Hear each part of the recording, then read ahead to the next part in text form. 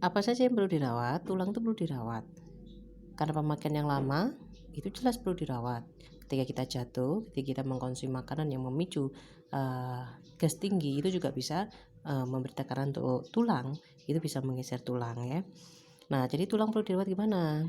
Kalau ahli pijatnya bagus, itu pasti bisa juga meluruskan tulang. Olahraga hanya sekedar peregangan ringan ya, yoga atau stretching apapun istilahnya yang ringan, itu sangat luar biasa. Ini menunjukkan Allah Syakur, Maha Baik, Maha Rahman dan Rahim, Maha Pengasih, Maha Penyayang, Maha Mensyukuri, Maha menghargai perbuatan kita.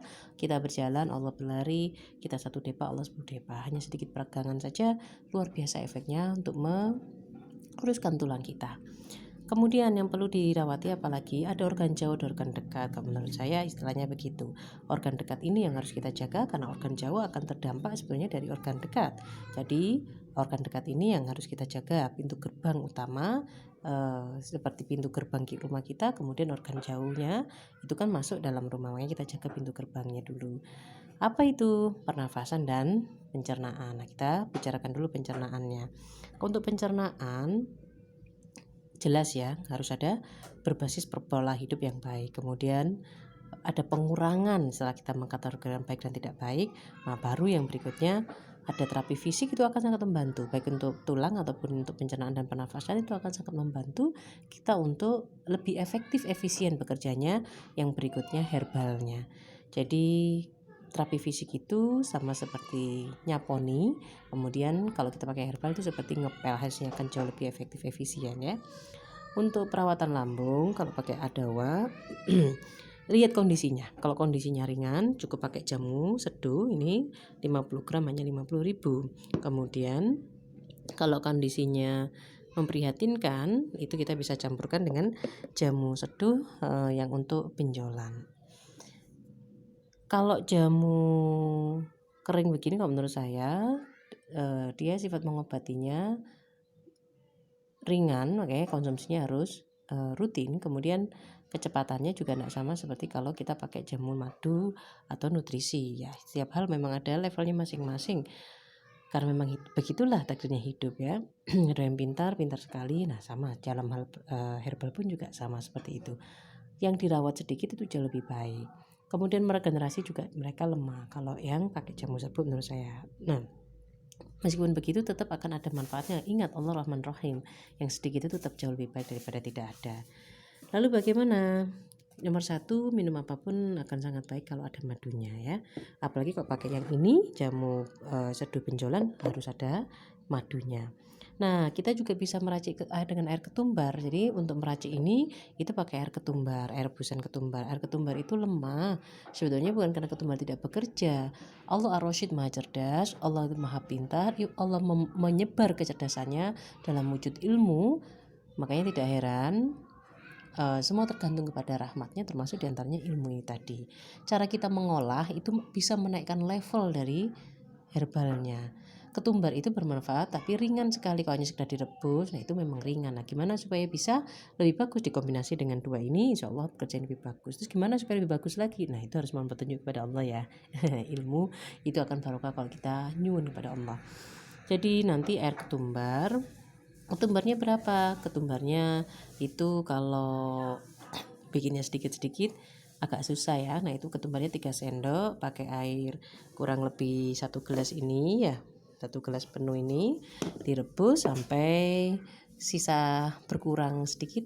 Nah itu sudah warnanya budek gitu. Nah itu sudah dimatikan, didinginkan. Nanti itu bisa kita pakai beberapa kali ya. Nah dosisnya ringan sekali. Kalau untuk pemakaian rutin dosisnya kurang lebih seperti ini ya. Nah itu ujung teh, apalagi yang ini lebih sedikit lagi ini. Nah apalagi kalau udah pakai terapi fisik, ini sebaiknya yang benjolan tidak diminum ya. Kenapa? Kita mudah salah paham gitu. Nah memahami reaksinya itu kadang membuat kita jadi panik ya. Jadi sebaiknya tidak. Tambahkan sedikit jeruk pecel, kemudian tambahkan madu. Kalau digabung dengan ini wajib dengan madu ya. Pakai air ketumbar juga sebaiknya pakai madu untuk menghindari kontraindikasinya. Seperti tadi, ketika minum air sudah, waduh kok pusing atau makan apa ya, itu orang juga sering mengeluhkan pusing. Itu karena gasnya dikeluarkan, kita terbiasa dalam kondisi gas yang tinggi, tiba-tiba tubuhnya jadi rileks gitu, jadi sejuk, kita merasa seperti matahari juga itu sering habis di bawah matahari rasanya pusing. Sebetulnya tidak, sinar matahari itu mampu mengaktifkan saraf, merelaksasi otot, sehingga ketika kita sudah di bawah matahari, masalahnya kita di bawah matahari itu kan dengan berkegiatan, berkendara, bukan seperti petani yang pergi ke sawah. Nah, akhirnya petani pergi ke sawah pun juga dengan berkegiatan ya, hanya karena kondisinya tidak di motor, jadi konsentrasinya lebih ringan daripada kalau kita yang berkendaranya kita pusing. Nah, itu kita salah pahamnya di situ. Jadi sebaiknya kalau pakai air ketumbar itu sebaiknya juga pakai madunya. Kalau tanpa jeruk pecel cukuplah 1 sendok teh ya. Tapi kalau pakai jeruk pecel, semakin banyak jeruk pecelnya, perbandingannya kalau jeruk pecelnya 1 sendok teh itu madunya 3 sendok akan lebih baik ya. 3 sendok makan atau 3 sendok teh, 3 sendok makan lebih baik ya. Itu untuk menjaga kepercernaannya. Lalu bagaimana untuk kepernafasannya? Ini bisa diminum rutin sehari sekali saja sudah cukup nih. Kalau yang ini per 50 gramnya itu 100.000, 2 kali lipat harganya ya. Nah, kalau untuk kepernafasan sebetulnya Allah itu betul-betul Rahman dan Rahim. Ada cara yang mudah, ada cara yang murah, ada cara yang cepat sekali. Nah, seperti tadi ini sampaikan, terapi dulu fisik seperti bekam tuh membersihkan itu bagi yang setuju, bagi yang berkenan, nah itu akan lebih mudah. Obat tetes, kebetulan obat tetesnya tadi tidak disiapkan di sini, itu bisa dioleskan ke hidung. Dan ini reaksinya sangat-sangat luar biasa, bisa perih, bisa sesak nafas kalau kita belum ada terapi fisik.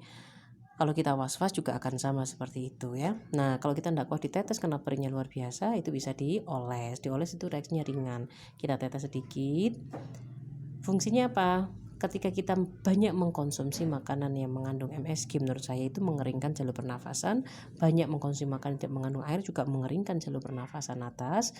Kemudian akhirnya makanan yang alami yang bersifat panas seperti merica, jahe, kemudian apa itu namanya, lombok, itu akhirnya juga cepat mengeringkan. Ketika jalur pernafasan mengering itu luar biasa dampaknya, bisa kemana-mana, bisa ke saraf kita, bisa ke mata, bisa ke jantung, ke paru-paru, terus efek dominonya ke lambung, akhirnya balik lagi ke pernafasan. Jadi karena tenggorokannya mengering, akhirnya asam lambungnya stabil naik.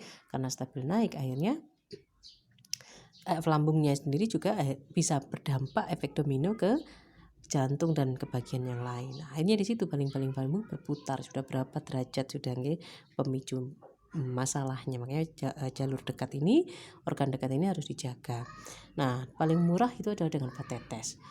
Kalau untuk pakai herbal, kalau memang mau disembuhkan, itu kalau menurut saya pakai jamu yang sifatnya kompatibilitasnya tinggi, yang dia bersifat sama seperti tubuh kita yang banyak air, berarti lembab. Nah, itu pakai jamu madu atau nutrisi yang sifatnya juga cair ya, pasta. Nah, keliru, bukan cair, pasta. Nah, itu akan lebih cepat hasilnya ya.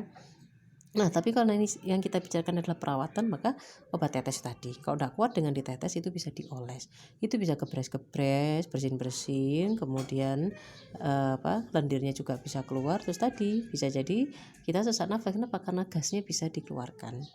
Makanya untuk obat tetes ini hanya bisa dipakai untuk orang-orang yang siap yang berpikiran terbuka, yang mau melalui jalan yang sulit ini ya. Kalau tidak ya silakan cari rekomendasi lain, atau kalau di tempat saya ya itu rekomendasinya pakai jamu madu. Tapi siapa yang mau dengan harga 300.000? Kesehatan bukan satu hal yang prioritas dalam hidup kita, kecuali sampai kita sakit dan bertahun-tahun tidak sembuh, mungkin kita baru terbuka hatinya ya. Nah, sekali lagi karena konteks ini adalah bicara tentang perawatan, karena itu merawat itu jauh lebih mudah, jauh lebih murah daripada ketika kita mengobati. Baik, dimohonkan mendatangkan kebaikan yang banyak, menjadi baik untuk kita dalam konteks yang baik sebenarnya. Terima kasih. Assalamualaikum.